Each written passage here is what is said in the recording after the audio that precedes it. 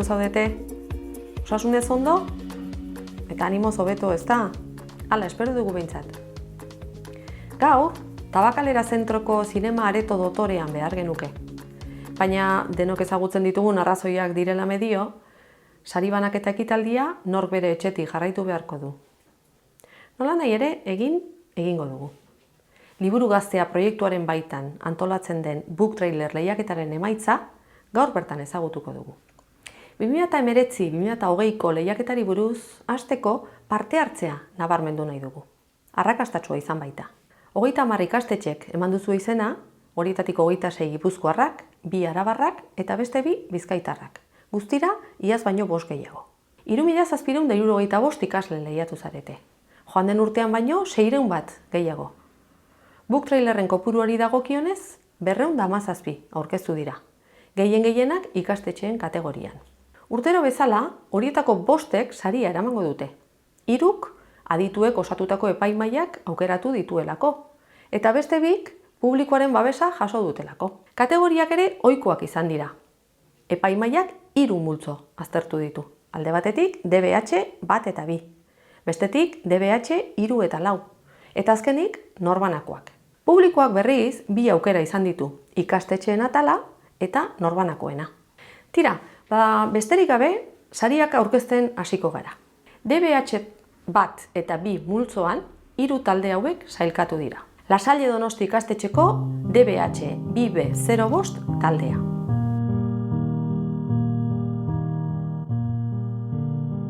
Arratsalde batean, Bruno eskolatik bueltatzean bere logelan aurkitu zuen Maria, bere armairuetan miak. Amarengana joan eta galdetu egin zion. Amak auschwitzera joango zirela jakinarazi zion. Salvatore Michelena ikastetxeko Salvatore 5 taldea. Esan dizudanez, odola analiziak berretxegin ditu tesiaren emaitzak. Haurdun zaude. Eta Hondarribiko Egiluze ikastetxeko Sorbete taldea. Haupa, ezekin naiz, eta 4 urte ditut. Ta neske singuratuta bizi naiz. Ke koñazo. Eta irabazlea, Sorbete taldea da. Ezekiel liburuari buruz prestatu duen iruzkinagatik. Liburua Jasone Osorok idatzi zuen eta Elkarrek argitaratu 2009an. Hauxe izan da epaimahaiaren iritzia. Trailer saltzeroa, gertukoa eta zirikatzailea izateagatik garailea izatea merezi izan duen trailerra. Hasiera eta bukaera bereziki esanguratsuak. Batak historian erraz kokatzen gaituelako eta bestea intrigaz beteta uzten gaituelako. Ikus dezagun bada book trailerra.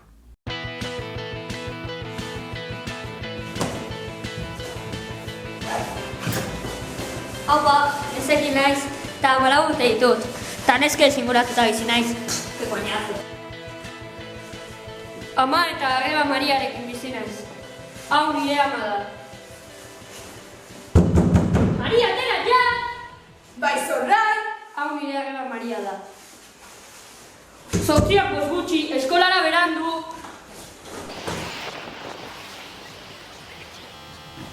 Atratu. Egunon. Bueno, gaur proiektu bat hasiko duzute eta gaia Frantziar iraultza izango da. Bueno, minak egingo duzute, bale? Elena Ezekielekin. Elenarekin egin behar dut lana. Eskolako neska politenarekin. Hauek, nire lagunak dira. Kaso, nire zenaz. Ni Leon. Apa, chavales, ni hola.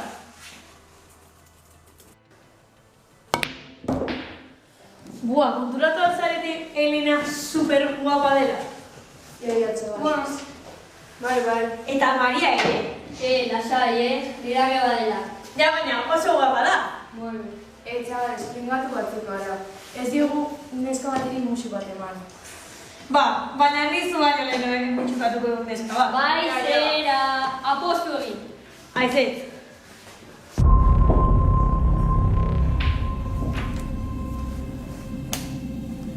Apostu madarikatua, eginez bagenu gobe.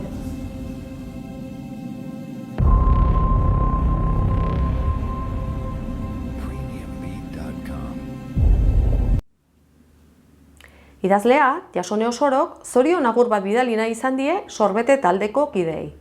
Bueno, aurten diferente ez da.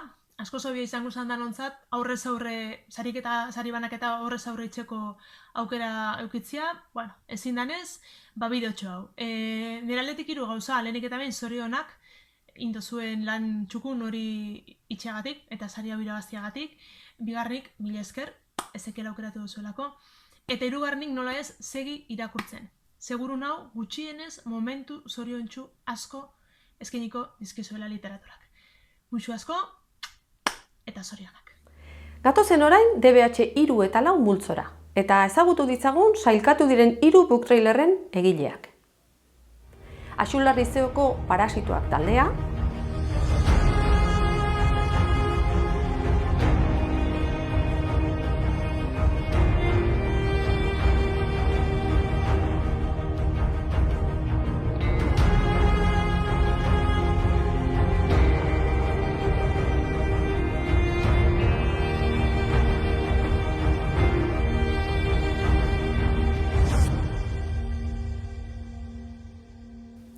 Lezo Institutuko Ehunekoak taldea,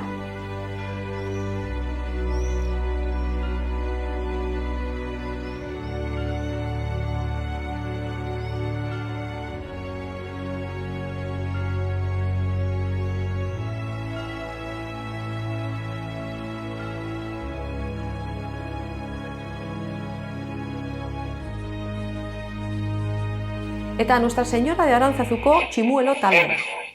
Ikusentzuleak goizeko 8 dira.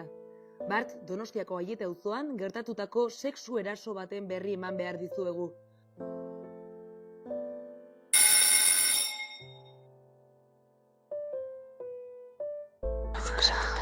Zenazkoa. Mutilon bat zela pentsatzen nuen. Aurtengo irabazlea Ehunekoak taldea izan da. Argiaren alaba liburuari buruzko book trailerragatik. Jolanda Arrietak idatzi zuen liburua eta 2015ean argitaratu Denon Artean argitaletxearen eskutik. Entzun dezagun zer iritzi dion epaimaiak irabazleen lanari. Trailer originala, berria eta ezberdina proposatzeaz gain, liburuko istorioa bete-betean jasotzea lortu dute. Guzti hori trailer mutu batean, irudi gutxirekin, istorio handi bat irakurtzera animatzen gaituzten bitartean. Mimoz egin den lana dela antzemateak garaile bihurtu ditu. Eta orain, book trailerra ikusiko dugu.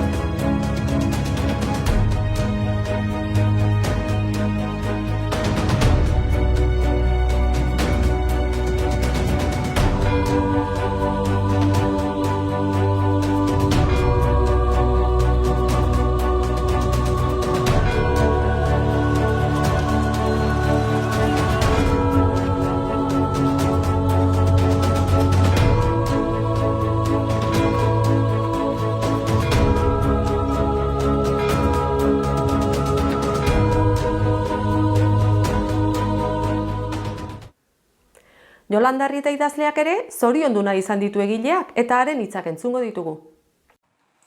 Argiaren alaba idazterakoan helburu nagusi bat izan nuen.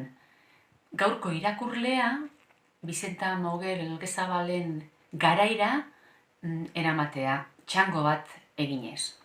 Horretarako datuak dauzkagu, eskuizkribuak dauzkagu, euren letra, objektuak, esandako gauzak.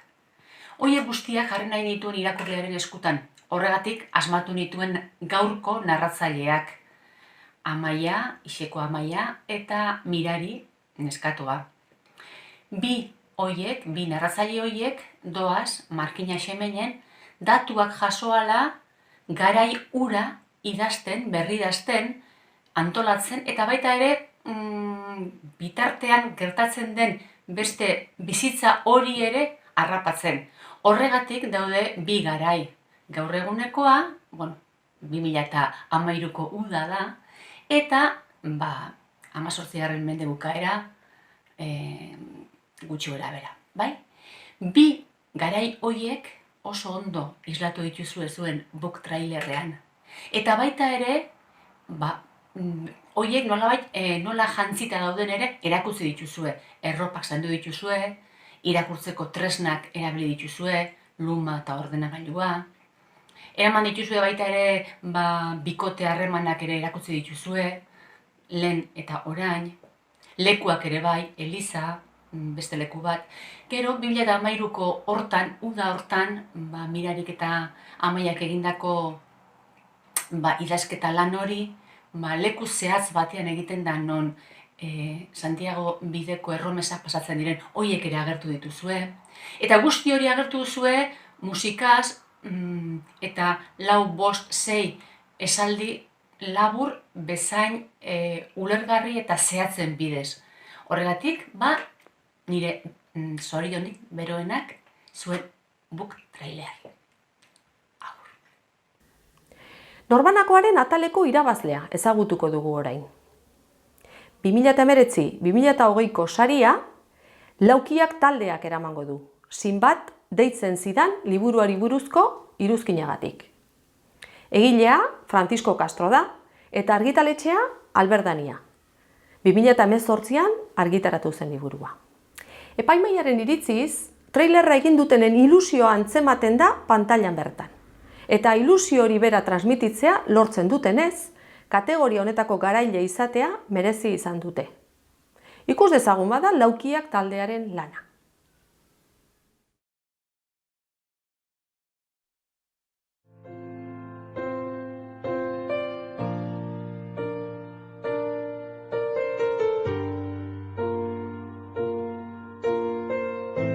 Lagundu Sinbad marinero! Badauz, itxasotako kapitan!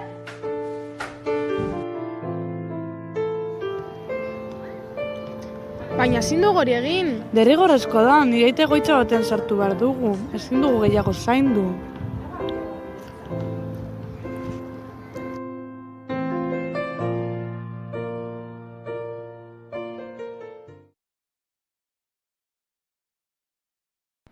Kaixo, Sinbad.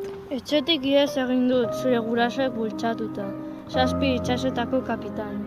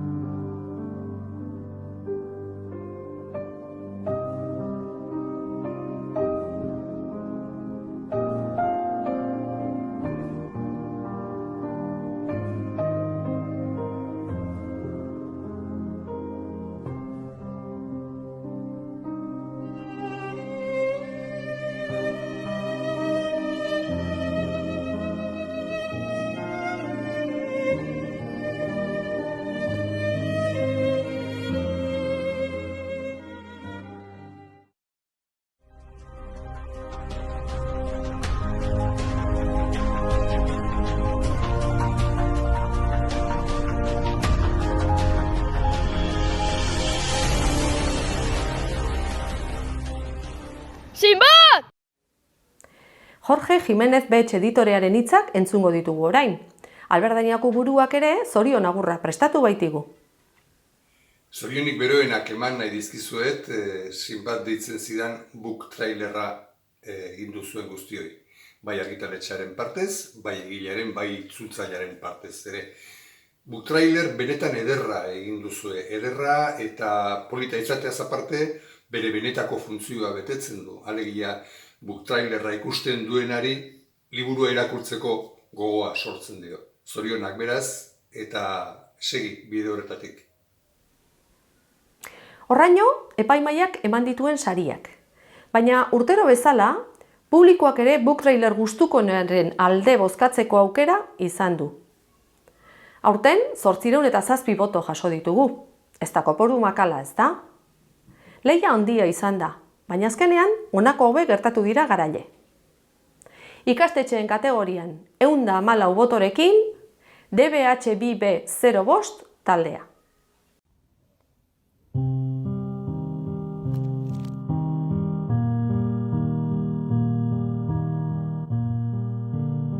Arratsalde batean, Bruno eskolatik bueltatzean, bere logelan aurkitu zuen Maria, bere armairuetan miak. Amarengana joan eta galdetu egin zion. Amak Auschwitzera joango zirela jakinarazi zion. Auschwitzera iritsi ziren eta Brunori ez zitzaien ezer gustatu.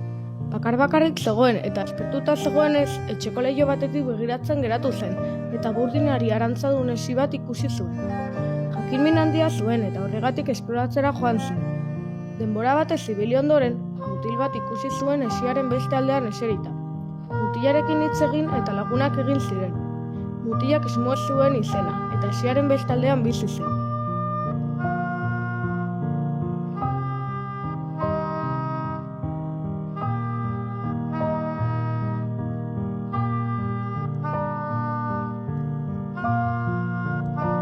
Ahal zuen guztietan, Brunok Shmuel bizitatzen zuen eta hitz egiten egoten ziren. Haietako egun batean, Shmuelek beraita desagertu zela kontatu zion Brunori, eta Brunok elkar bilatuko zutela esan zion. Baina egun batean, aitak eta amak Bruno eta Gretel deitu zituzten eta berdinera bueltatuko zirela esan ziren. Brunoko azekien ez zuela Shmuel berriro ikusiko, eta horregatik, pijama marraduna janztea eta Shmuelen aita bilatzea erabaki zuen.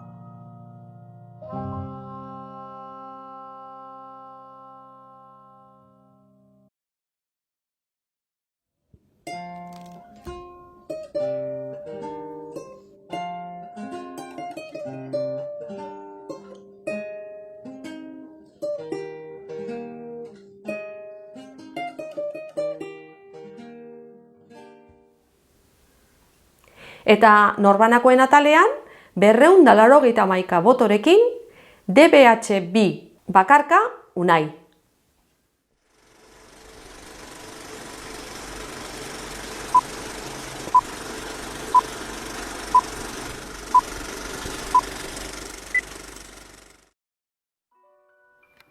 Hau, Bruno da, eta 8 urteko mutiko bat da. Hau Gretel da, eta bere arreba da.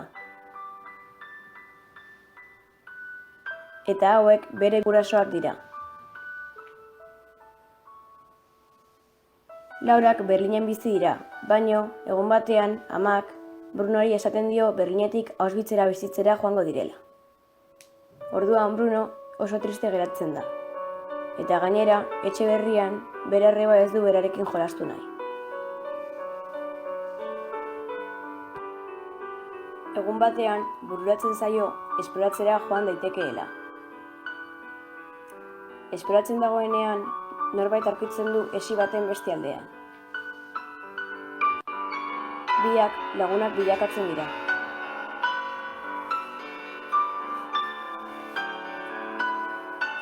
Eta orduak egoten ziren beraien artean hitz egiten.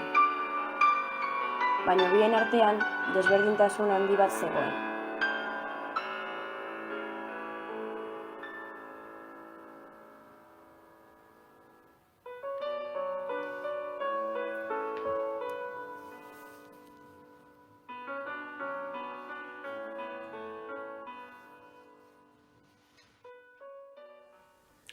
Horraino, 2019-2020 ikasturtean liburu gaztea book trailer lehiaketak eman duena. Jada hasita gaude datorren ikasturterako proposamenak prestatzen. Hala, 2019 urtean argitaratutako liburuen artean, DBH-ko ziklo bakoitzerako 2 izenburu aukeratuko dituzte adituek. Eta horretaz gain, ezinbestekoak izenarekin ezagutzen dugun zerrendan ere aurkituko duzue zer irakurri eta zer iruzkindu. Beraz, lanari ekiteko gogotsu bazaudete, hona hemen datorren urterako proposamenak.